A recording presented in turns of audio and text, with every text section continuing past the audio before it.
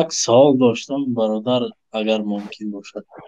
بفرمایید. سوال چنین است که راستی چیزی را میخواهم با خود، مقصد در کلمه اروسی میگن سخرانید کردن، نمیتونم.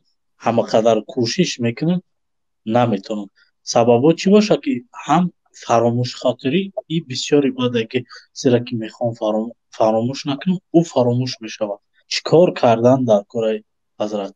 فراموش خاطری یکی از سببهای بزرگش این نظر کردن به چیزهای حرام کرده الله تعالی است. بنابراین امام شافعی وقتی که به نزد امام مالک برای طلب علم آمدن، کتاب موطأ را دادن، خوانده برا گفتن اگر معقولت که شد درس میتیم. میگن در مدت چند روزه حفظ کرد. 2000 زاید حدیث داشت.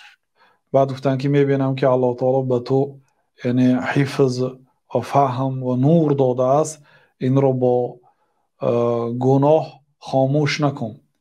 البته حفظ تیز و فهم این نعمت است و این داد الله تعالی هست. این به دو راه آدم صاحب حفظ میشد. یکی این طبیعی الله سبحانه و تعالی همین خیل داد است، به مشقت یک آدم الله تعالی صاحب حفظ کرده است. دویم راهش با کسب میشد، یعنی حفظ کردن را کسب میکنید، یعنی مهنت میکنید، یعنی یک حدیث را تا 100 مراتبه تا 300 مراتبه میخوانید، گوش میکنید، بعد از الله سبحانه و تعالی طلب میکنید که برای شما حفظ دهد، عملهای صالح اجرا میکنید، بعد به الله تعالی آن عمل را وسیله میکنید. مثلا 2 رکعت نماز میخوانید و از الله تعالی به همین 2 رکعت نماز یاری میپرسید که به حفظ شما برکت دهد، حفظ دهد. و اینچنین بعضی مواد، بعضی میوه ها و بعضی طعام هایی که علما ذکر کردن مانند بادام و چارمغز و مایز و برای حفظ قوت یاری میشود، گفتن سبب ها را هم میگیرید، مانند زنجبیل، یعنی زنجبیل را امبیر میگن در زبان روسی. بعضی ها زنجبیل گفته قلنفر رو میگن. زنجبیلی که در قرآن ذکر شده است اون هم زنجبیل است که امبیر میگن، اما این قلنفر دیگر یعنی که سبزوات است.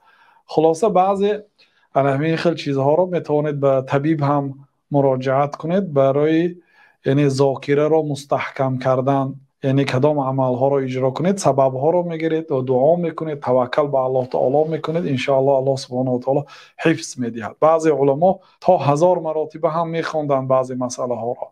اگر برایشان دشوار شود استغفار میپرسیدند. برای چی استغفار میپرسن؟ برای اینکه الله تعالی گفت که اتقوا الله و یعلمکم، شما تقوا کنید، پرهیزگاری کنید، الله تعالی برای شما علم میده. یعنی که مفهومش اگر پرهیزگاری نکنید الله تعالی علم نمیده. خلاصه استغفار را زیاد میکنید، توبه را زیاد میکنید، گناه ها را جستجو میکنید که شاید یگان کسی را آزار دادید، ظلم کردید و او دعا دارد، شبها دعای بد دارد. مثلا از این چیزا باید انسان احتیاط کنه، همیشه گناه خود را تفتیش کند. والله تعالی اعلم.